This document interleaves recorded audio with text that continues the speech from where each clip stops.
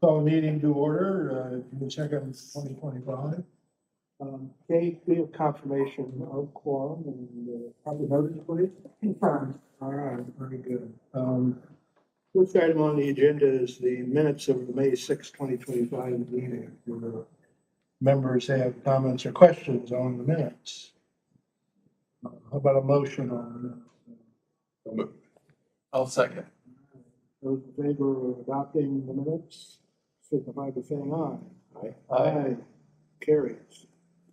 Next item is the claims docket for today. Anything of note on the claims? It's a big dollar amount, but it's that time of year we're getting into debt service and pass through. So again, we don't pay these out till we actually receive the tax increments, but we're just getting them approved now as we get the invoices in. So happy to answer any questions. Comments or questions on the claims? About a motion on the claims? I'll motion. We'll hear a second. Second. All right. We have a motion and a second to approve the claims. Those who are in favor signify by saying aye. Aye. Opposed? Carries. Next item is a public hearing on a proposed resolution for the Fishers Redevelopment Commission making a preliminary determination to enter into a lease with the Fishers RDA and approving matters related thereto. Megan. Yes, and Dustin or Joshua, I think this is, whoever would like to present on this one, that'd be great. Yeah, absolutely. Good afternoon, commissioners. Dustin Meeks, Barnes and Thornburg, and again here with my colleague Joshua Chang, who is with us for the summer. So this resolution is the first step in the approval process for the financing of the acquisition of the community center facility that the city has procured using the build, operate, transfer process.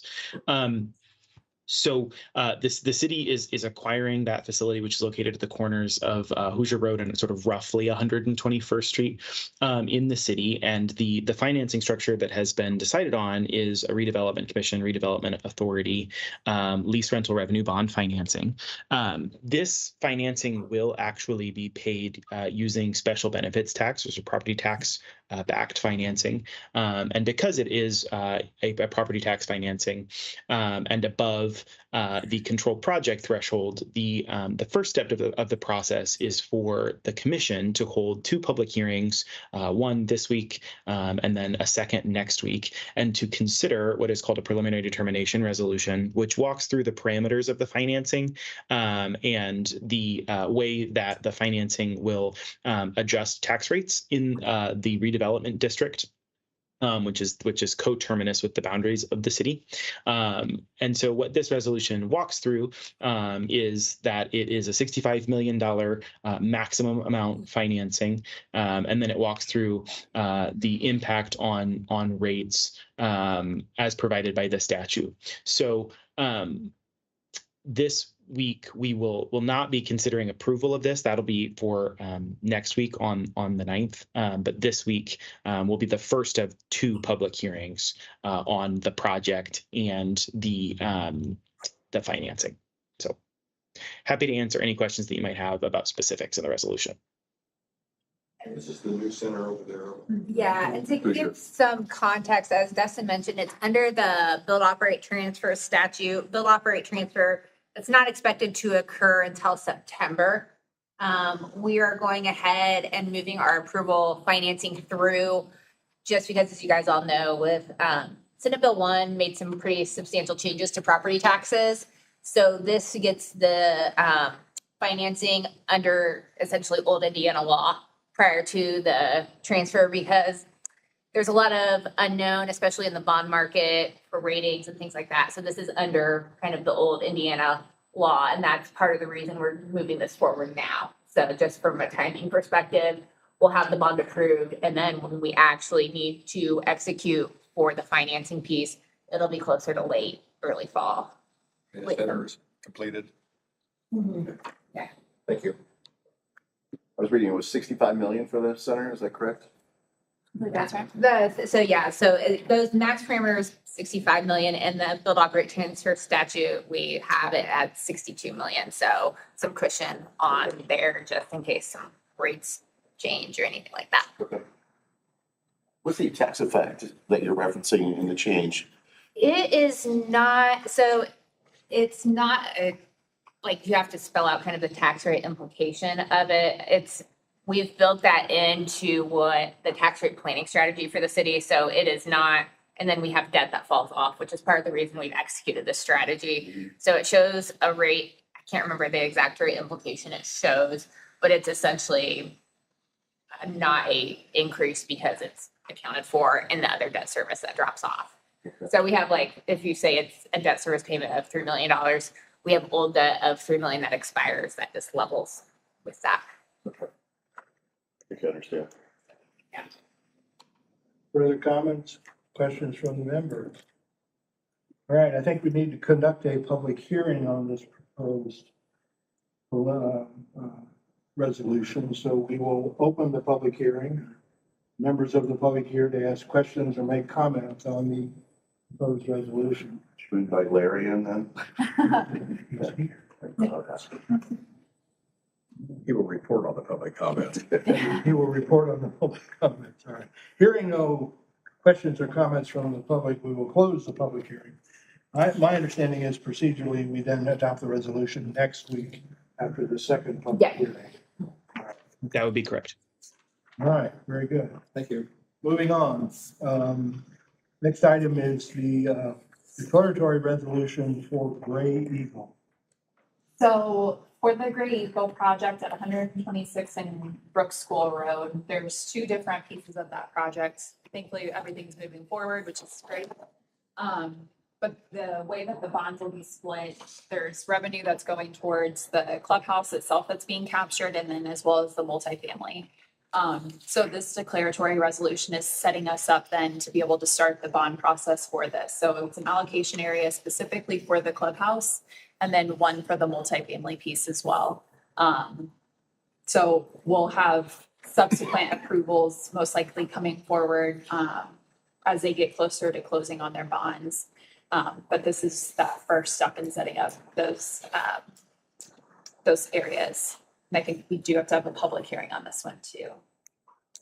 That actually that'll be at our confirmatory stage, Megan. So no public hearing today. And no public hearing today. Next time. Thanks, Dustin.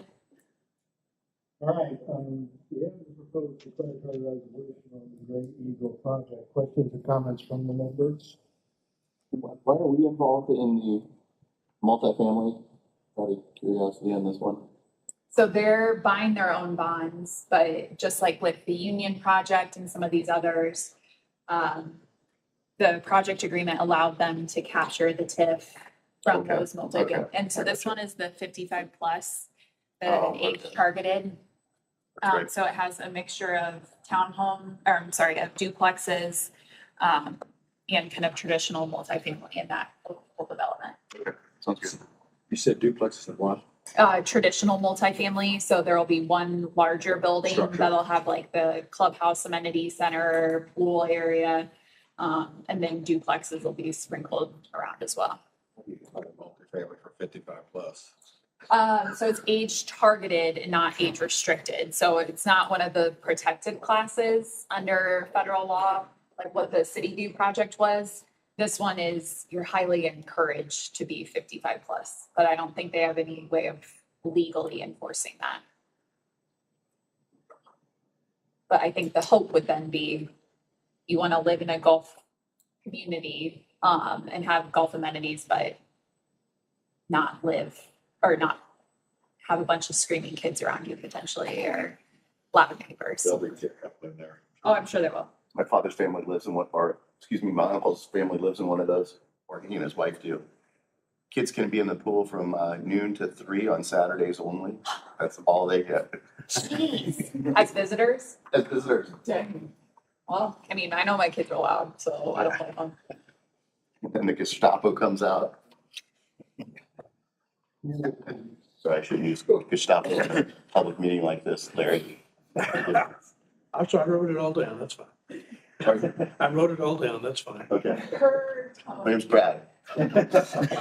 We have a resolution to adopt here, so do I hear a motion on the resolution? So I'll motion. Second. Second. Those in favor of adopting the declaratory resolution on the Green Eagle project, signify by saying aye. Aye. Opposed, hearing none, it passes.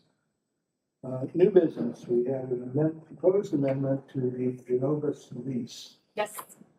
So Genovis has been leasing the first floor of the Switch Apartments since December of 2015, which is crazy. And they have expressed an interest in being able to extend their lease and stay there. So this is for a total of a 7-year lease. So years 6 and 7 would be the option years. We kept the structure almost the exact same with the annual increases that were reflective of their original lease. It's great for us because that's space that we really hadn't been when it was first built out, we weren't going to capture any sort of revenue from it. So it's been great to have them in there. We don't have to re-tenant it and do any sort of tenant improvements into this space. So they're a great partner to have, and updating their lease to be able to reflect the extension that's presented here.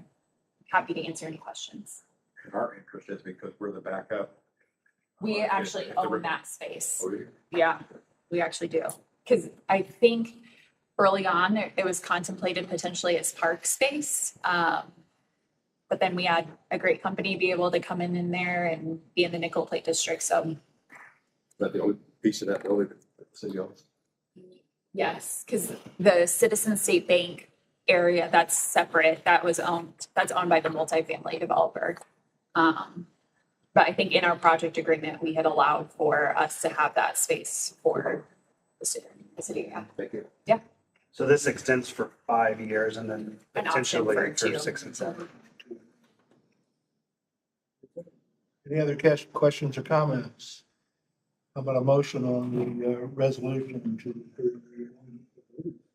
So moved. Second? I'll second that motion.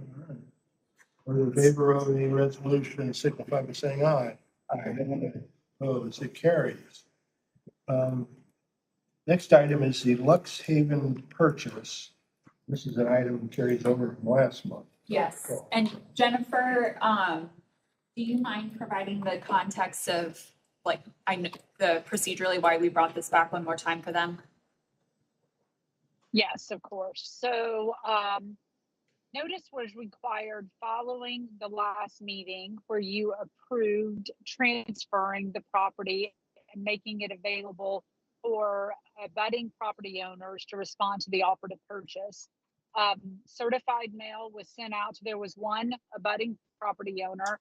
It was also properly noticed on the city's website. And we did receive an offer from Laura Perlman, her husband, her spouse, for $4,000 plus cost as achieved. And as a reminder, this Jennifer, you dropped off. sorry, can you hear me? Yes. Yes. Can you hear me now? Yep. Okay, good. Okay, so the property was as assessed currently at $400. It was appraised for $4,000. It is floodplain, and the abutting property owner that's eligible to purchase it again has offered $4,000 plus cost. So the recommendation is made today that you accept that one offer, and we move forward with transferring the property to Laura Perlman. So today is the officially accepting that offer Right. for us to finalize that. That's correct. No additional notices are required. This one's worked awfully hard for 4,000. I know. I no doubt. That's what I thought. Lovely. All right, we have a proposed resolution to approve the sale of the Lux Haven parcel. Do I hear a motion? I'll motion. Second? I'll second. All right. Those in favor of the resolution, signify by saying aye. Aye. Opposed? Carried. Any other new business, Megan, for us to consider?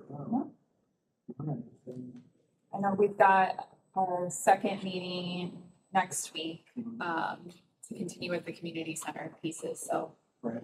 We'll see y'all here in 1 week, but I think that, as of right now, I think that'll be the only, item on the agenda. We're adjourned. Thank you, Thank you. everybody. Thank you.